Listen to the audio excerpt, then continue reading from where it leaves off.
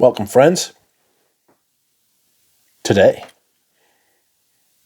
we are doing another fragrance rotation video for the week ending the 14th of July, 2024. Spectacular.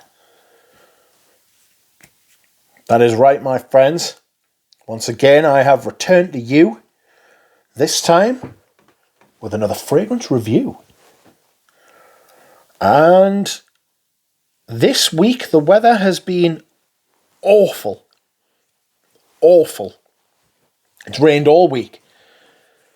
All week. Like, no sign of summer whatsoever. And we're halfway through now. So, I mean, no idea. What can you do? I've just decided to start wearing summer perfumes regardless of the weather, which is something that I don't like to do. I like my perfumes to reflect my context, you know. There is one day where I went away for a day, and I will tell you what I wore on that day when I get to it. But let's start at the beginning, shall we? And on Monday, I wore L'Eau de Men. L'Eau de Men is a classic of the channel. I absolutely love this stuff. I didn't use all of this bottle. Some of it was used when I got it, but I've used about a third. So there's about a third left. So I've used half of what I got. I love this stuff. It's fantastic. Bright, aldehydic, citrus, spicy opening. You know, very much a Lauder DNA opening. This is a vintage bottle. It is very much an older bottle, but the newer bottles are still fantastic. I had one of those, but then I got another vintage bottle, so I sold the modern one. It's been looked after very well. Bottles are incredible. It's got a kind of very distinctive masculine heart and base. So you've got like patchouli, like ambergris maybe, vetiver. It's green. It's fresh. Very aldehydic at the top though, sharp. You know, it smells very dated, but I like that about it, you know? I really like that about it. Mustaches are back in fashion these days, which is just weird, but there we go. This is L'Eau de Men. Performance is pretty good as well, actually, for something so bright. Okay, next up, it poured. It poured down, extremely wet on Tuesday, so I wore a wet weather fragrance with a twist. This is Encre Noire Sport. This has the original DNA of that dark, smoky vetiver, musky with a little bit of sandalwood kind of thing going on, like a woody, nutty kind of thing that you get from vetiver, but it's got a very sprightly top, you know. So it's got like bergamot, grapefruit, citrus at the top. You know, it's a little juicy. I believe this was made by Nathalie Lawson, as the other two in the line were. I also believe, so I could be wrong, but I don't think I am. This is lasts all day. There's a healthy dose of Isoway Super in here. It's a little aquatic, a little bit musky in the base. It's fantastic. I haven't worn this enough, really, if I'm being honest. Doesn't really have a big dent in it, but I reckon you could probably wear this at any time of year because of the way the vetiver is. Very well balanced, very well made. Woody, green, vetiver, clean, a little bit smoky. Fantastic perfume. The bottles are a pig to spray though. You know, you've got to have like decent sized hands to spray them. You know, otherwise you're using two hands, which just feels weird. Very nice to look at, but it's definitely form over function. Okay, next, again, Wednesday, weather, shocking. Decided, bollocks, I'm going to wear this perfume, even though the weather is terrible, and I like to wear this when the weather is nice. This is, of course, Pavarotti. The Pavarotti, Luciano Pavarotti has been scratched off the front. That happens, you know, it's a 30-odd-year-old bottle, this, at least. I love this stuff, as you well know. This has got a note listing as long as your arm, but for me, it's bergamot, lemon, neroli, patchouli, cedar, some iris, honey, oak moss, tonka bean. It's beautiful. There's a lot more in there as well, don't worry, but that's mainly what I get. It smells like food, you know, like it's gourmand without it smelling like one food in particular. It smells more like a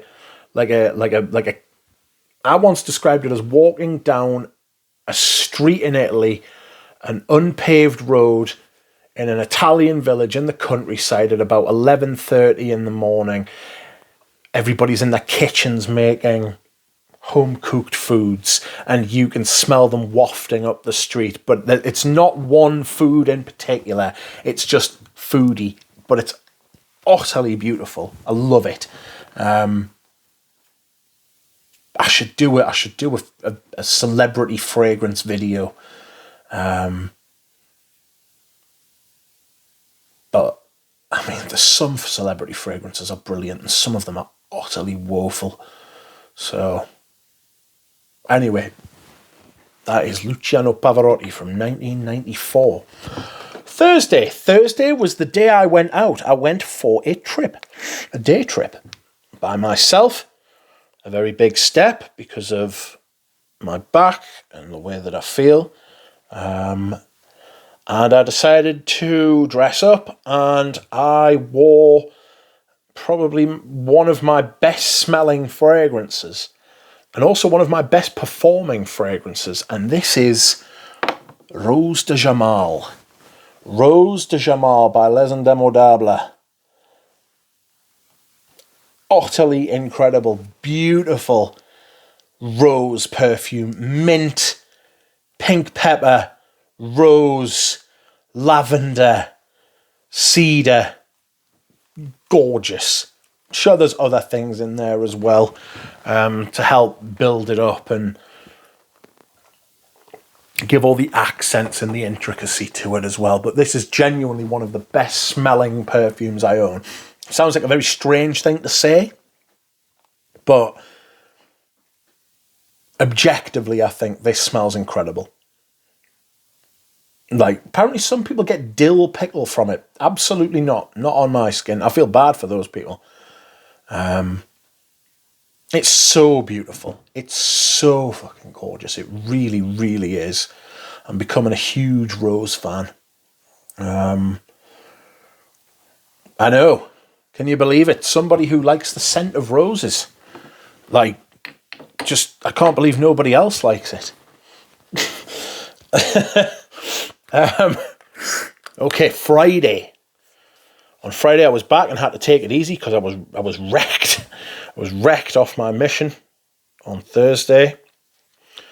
And so I wore a very easygoing fragrance. And I'm not sure if this isn't the first time I've worn this. It could be.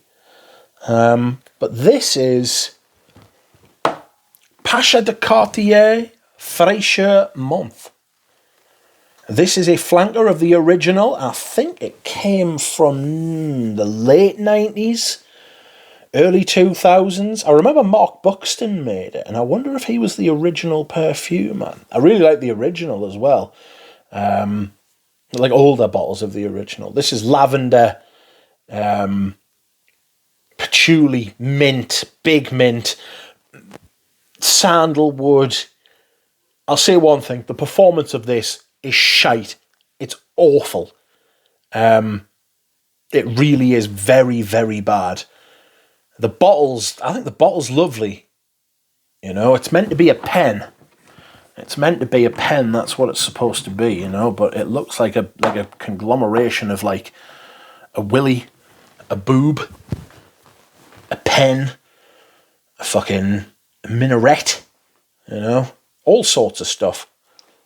But it's a really, really nice smelling perfume, this. But, again, performance woeful. I had to reapply it like 5 times. Get about an hour, which is upsetting. But that just means I'll go through that bottle quicker, you know. Next up, Saturday, I wore Sport de Paco Rabanne. Now, I'm not sure what age this bottle is, you know, because there's a lot of these. There's different kinds of this as well. This is back when Paco Rabanne did, well, better fragrances, really. It's very much like the original. It's got the original, but it's got that light kind of... It's got that light, citric, brisk, fresh kind of opening. I get a lot of that creamy wood kind of thing.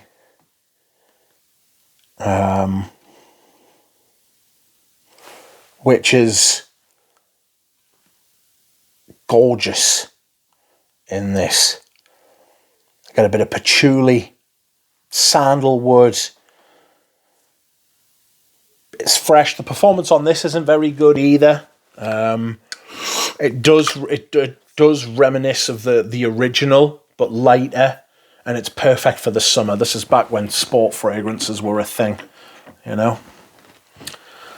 And last but not least, a fragrance I haven't worn very often on this channel whatsoever, but I have worn it before that, and this is Terre de Hermès Eau de Toilette.